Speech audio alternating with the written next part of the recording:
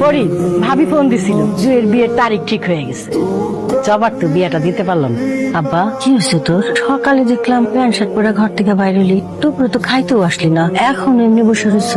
খারাপ? কই তুই কখন আইলি? তুই কই? মজা করলাম। এটা আবার কেমন ব্যাপার? সবাই ফাঁকি দেওয়া যায়, মায়ের চোখে ফাঁকি দেওয়া যায় না। কিছু পছন্দ করো? চুইরে আমি ভালোবাসি মা।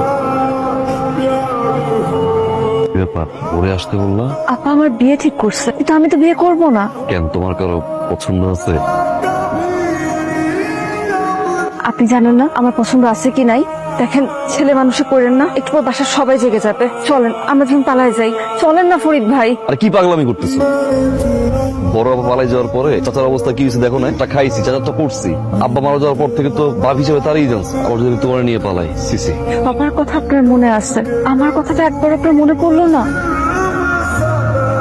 একবার বুঝতেছেন ওই বাড়িতে বিয়ে হইলে আমি তো কখনো সুখী হতে পারবো না। জি, বাড়িতে যাবা? ঠিক আছে, আমি চলে যাইতেছি। তার আগে আমার একটা প্রশ্ন উত্তর দেওয়া যাবেন? আপনি কি আমাকে ভালোবাসেন? ফরিদ ভাই বলেন না, আপনি কি আমাকে ভালোবাসেন? না। আপনি আমাকে ভালো না বাসলে সবসময় আপনি আমাকে আগলে আগলে রাখেন কেন? আমি আপনার চোখে আমার চোখে সবসময় ভালোবাসা দেখতে পাই কেন? উত্তর দেন। জুই, আমি তোমার পছন্দ করি। পছন্দ করার ভালোবাসাকে একদিন বাড়িতে যাও। যাও না কেন?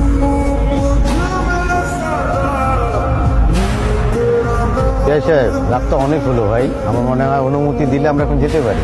জি ভাই।